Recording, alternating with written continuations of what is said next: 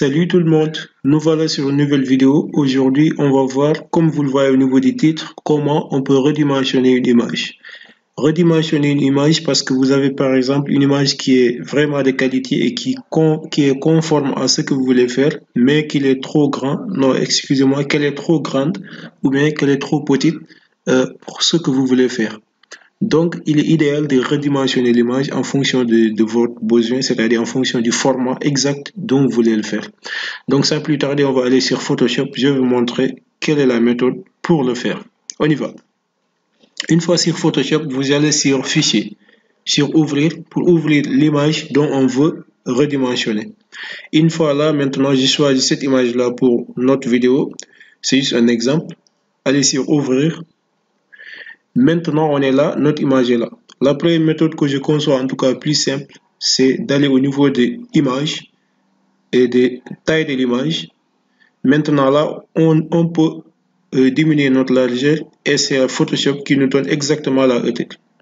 Voilà, on donne par exemple un 300 et c'est Photoshop qui nous donne directement une hauteur de 225. C'est pour garder la qualité de l'image. On clique sur OK et voilà, on a ça. Maintenant, vous pouvez remarquer une chose, c'est qu'on ne peut pas choisir notre propre hauteur et notre propre largeur avec cette méthode-là. Alors que si par exemple, moi je voulais choisir 300 et 200, c'est impossible pour cette méthode-là. Donc pour cela, on va aller choisir une autre méthode. On ferme tout cela. On va retourner comme d'habitude, aller sur Ouvrir. On sélectionne l'image, Ouvrir encore. Et voilà, on est à nouveau sur notre image. Maintenant, ce que je vous conseille de faire, c'est d'aller sur Fichier, Nouveau. Maintenant, on va essayer de créer une page qui est exactement, ou bien qui a exactement le format dont on veut redimensionner l'image. On va choisir un format, par exemple, de 320 et de 230. Donc là, on a choisi notre largeur et notre hauteur.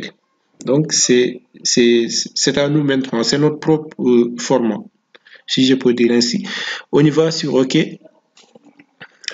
Voilà, donc notre image va respecter exactement ce format-là. Comment on peut le faire? On retourne au niveau de l'image, on met un CTRL A, ensuite on met un CTRL C. CTRL A, je rappelle, c'est pour sélectionner le contenu de l'image. Le CTRL C, c'est pour copier l'image. On retourne ici au niveau de notre petite page et on met un CTRL V, c'est pour coller l'image.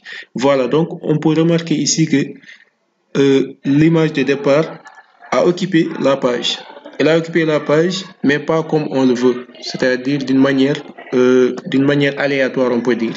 Maintenant, pour voir le contenu de l'image tout entier, il faut cliquer sur un CTRL T. CTRL T, voilà.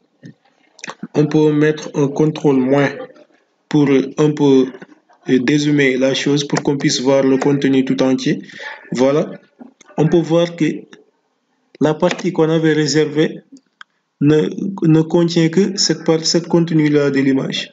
Donc, qu'est-ce qu'on doit faire exactement pour que l'image soit adéquate aux parties ou bien au format que nous avons choisi?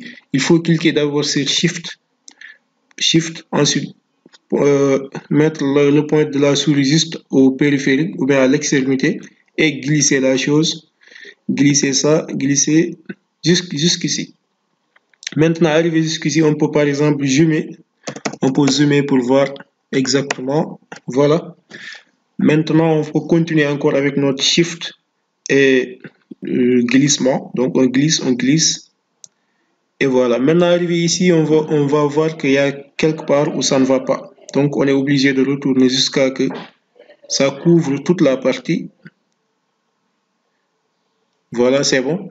Maintenant, c'est à nous de voir comment on veut le faire. Si on veut le faire de cette manière-là aussi, c'est à nous de voir. Mais en tout cas, cette méthode-là nous permet exactement d'avoir une image que l'on veut. Maintenant, après tout cela, on va cliquer sur là. Ensuite, on clique sur appliquer. Voilà, notre image est appliquée. Donc, on peut juste aller sur fichier, enregistrer. On enregistre notre image. Voilà, on choisit par exemple le JPEG et on clique sur enregistrer. Voilà, c'est bon. C'était tout simplement ça, chers camarades, que je voulais vous montrer. Si la vidéo vous a plu, n'hésitez pas à vous abonner sur la chaîne si ce n'est pas encore fait, à liker la vidéo, mais aussi à partager le lien avec vos camarades et aussi d'activer la push de notification pour que vous puissiez être notifié de mes nouvelles vidéos sur Photoshop, bien sûr. Merci beaucoup, à plus tard.